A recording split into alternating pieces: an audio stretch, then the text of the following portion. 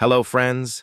Today I'll explain Yoriichi and Kokushibo's backstory and Muichiro and Genya's farewell. This video is going to be very emotional, so don't miss even a second of it. And this video is the second part of the Kokushibo versus Hashira battle, so if you haven't watched that yet, go check it out first from the link in the description. So without wasting any more time, let's start the video. Before starting the video, I want to clarify that Kokushibo's name when he was human was Michikatsu Tsugikuni, but I will refer to him as Kokushibo throughout this video so that everyone can easily understand.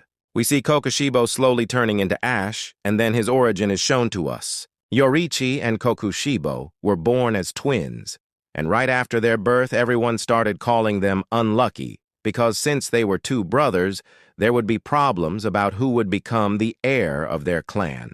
But Yoriichi was born with a mark, and because of that, his father told them to kill him. But when Yoriichi's mother learned about this, she became very angry, and because of that, Yoriichi's father didn't kill him and instead planned to make him a priest when he turned 10. But even though Yoriichi survived because of his mother, his father kept him and Kokushibo in separate rooms. Kokushibo got every privilege, and Yoriichi got the opposite treatment. Because of this, Yoriichi stayed with his mother all the time, always clinging to her left side. Seeing all this, Kokushibo felt pity for Yoriichi. So one day, Kokushibo made a flute and secretly gave it to Yoriichi. When Yoriichi was small, he never laughed, and until 7 years old, he didn't say a single word, so people thought he was deaf. But Kokushibo realized Yoriichi was different from everyone else, because when Kokushibo practiced swordsmanship, Yoriichi would stand behind a tree and watch. And whenever Yoriichi stood behind that tree,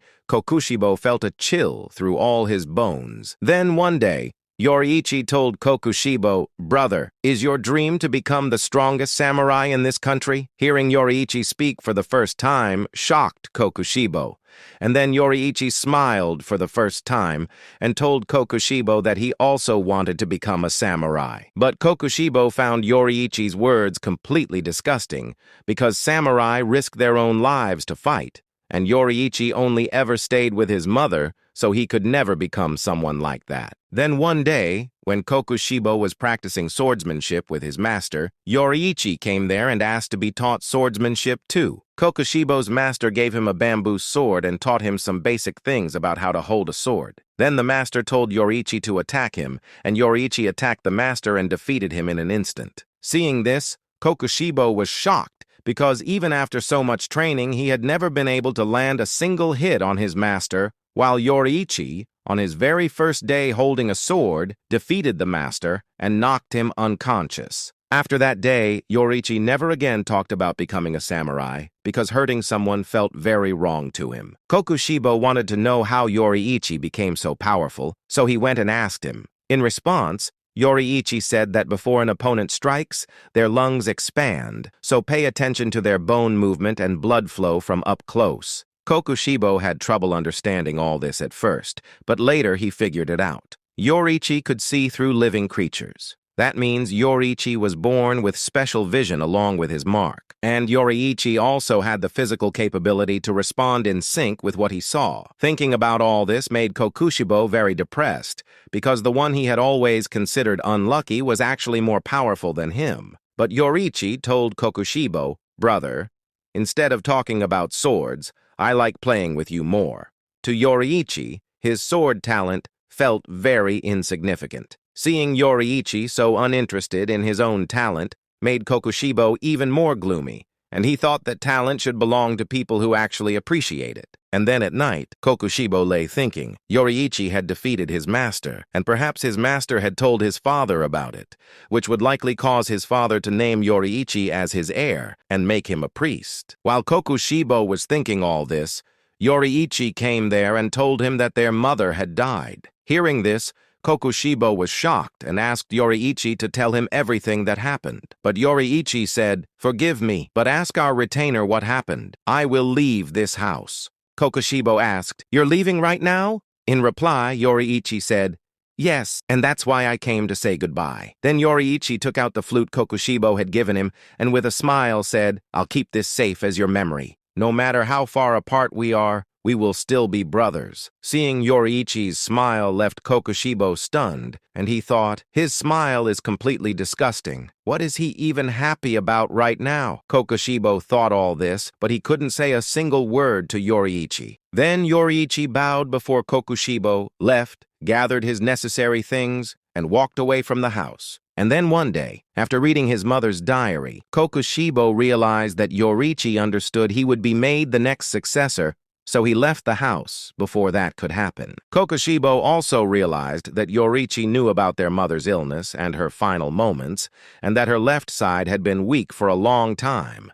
That's why Yoriichi always clung to her left side to lessen the pain in that part of her body. After reading all this, Kokushibo felt jealousy toward Yoriichi for the first time in his life, and he began to hate Yoriichi so much that he wanted Yoriichi to die. Then Kokushibo's father sent people to look for Yoriichi, but they couldn't find him anywhere. Hearing this made Kokushibo very happy, because he thought maybe Yoriichi had died somehow. After that, Kokushibo's life went on peacefully. 10 years passed, he got married, and lived in comfort. But even then, his life started to feel boring. Time felt very slow to him. Then one day, Kokushibo's encampment was attacked. Kokushibo actually found it interesting. The demon killed several samurai with Kokushibo, and just when it was about to kill Kokushibo, Yoriichi appeared and killed the demon, saving him. Yoriichi's skill had become even better than before, and he killed the demon with ease. Seeing all this brought back all the hatred and jealousy Kokushibo held toward Yoriichi. But Yoriichi apologized to Kokushibo for arriving late. After seeing Yoriichi's skill, Kokushibo gave up everything and joined the Demon Slayer Corps so that he could become as strong as Yoriichi. And in the Demon Slayer Corps, Yoriichi kept teaching everyone his technique, but no one could match him. So Yoriichi started teaching them modified techniques, and because of that, many new breathing styles began to emerge from sun breathing. During that time, marks like Yoriichi's started appearing on many demon slayers, and the mark appears on Kokushibo as well. But even then, Kokushibo failed to use Yoriichi's sun breathing, so he invented a new technique and later named it moon breathing. This made Kokushibo very depressed because he thought that if he trained more, maybe he could match Yoriichi. Around that time, all the marked hunters began to die, and the golden era of the demon slayers began to end. Seeing all this made Kokushibo even more gloomy because he too would die soon, and he didn't have enough time to train to reach Yoriichi's level. But then one night, Kokushibo met Muzan, and Muzan offered him to become a demon. Hearing this, Kokushibo agreed, because now he could train and improve his breathing technique to surpass Yoriichi. This is what Kokushibo thought, but his illusion was shattered when the elderly Yoriichi defeated him, and Yoriichi died standing in front of him. At that moment, all the old hatred Kokushibo had for Yoriichi returned even stronger, because even after becoming a demon and training for so long, he still couldn't defeat Yoriichi. And in all these years, no one had even managed to leave a scratch on Yoriichi's body. All this made Kokushibo feel very pathetic. So Kokushibo, in anger, cut Yoriichi's corpse. Right then, memories from Yoriichi's childhood came back to him, and tears started falling from Kokushibo's eyes. Kokushibo says, "Stop, I hate you." And that's where Kokushibo's backstory ends. Then we see Kokushibo turning to ash and thinking, even after all this, and after so many centuries, the only face I can see in my memory is yours, the one I wanted to forget. I can't properly remember the faces of my mother, father, wife, or children. But yours I can see clearly, shining like the sun. The people who surrounded you wanted you, and they reached their hands out to you, and we only suffered until we turned to ash. I abandoned my family, my home, my humanity. I tore my own descendant apart without a second thought. I abandoned my samurai past. I did all of this, yet gained nothing in return. Yoriichi, you told me that every craftsman's art is carried forward by someone else, but that never happened in my case. I couldn't see the world the way you did. The swordsmen who knew sun breathing, we killed all of them. But even then, why does your breathing technique still remain? Why couldn't I leave behind anything? Why couldn't I become someone worth remembering? Why are we so different? Why was I even born into this world? Tell me, Yoriichi. And thinking this, Kokushibo, the upper moon one, turns completely into ash and dies. On the other side, we see Gyomei laying Sanemi down and going to Genya. Genya is dying because of Kokushibo's slashes,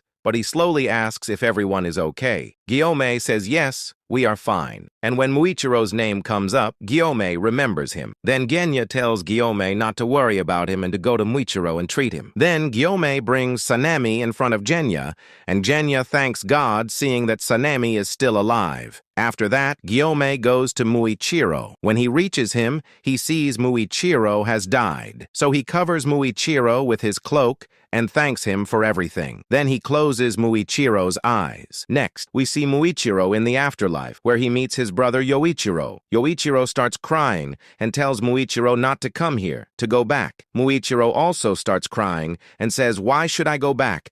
I worked so hard. Won't you praise me?" Hearing this, Yoichiro says, "You were only 14 years old. You could have run away from this demon." Muichiro replies that he couldn't abandon his friends and run away. Yoichiro says, "If you had run, you wouldn't have died here. This was a completely pointless death. Do you even know why you were born?" Muichiro says, "You died when you were only 11, so you're even more pitiful than me. And I do know why I was born. I was born to be happy. Same goes for you too. Didn't you feel happy even once? I was happy when the four of us were together, but when you died, I became alone. Then I made friends, and I was very happy with them. What's wrong with that? I didn't run away from anything. I risked my life for my friends, and I don't regret it at all. I don't want you to call this a pointless death, brother." Hearing this, Yoichiro hugs Muichiro and says, "Forgive me. I know, but I didn't want you to die." And then we see Sanemi regain consciousness, and after waking up, he sees Genya's body turning into ash like a demon's. Seeing this, Sanemi starts crying and screaming. Genya apologizes to Sanemi for everything, but Sanemi keeps screaming and tries to save him. Then Genya says, "Thank you for trying to save me." Hearing this, Sanemi says, "I didn't save you. You saved me." And then Genya says, "You tried to save me and I tried to save you. We feel the same way because we're brothers. You have so many painful memories, so I want you to be happy. I want you to live because my brother is the sweetest person in this world." And then Genya says thank you to Sanemi, and right after saying that, he turns completely into ash, meaning he dies. Seeing this, Sanemi sits there and cries. Gyomei, crying as well, tells Sanemi we need to go, Muzan is still alive. Then the crows deliver the news of Upper Moon One's defeat and the deaths of Genya and Muichiro to all the demon slayers. So that's it for today. If you liked the video, give it a like, and let me know in the comments how the video felt. And if you want to see more videos like this, subscribe to the channel. I'm going to make the next video now, and until then you can watch the full fight explanation of Duma versus Kanao and Inosuke.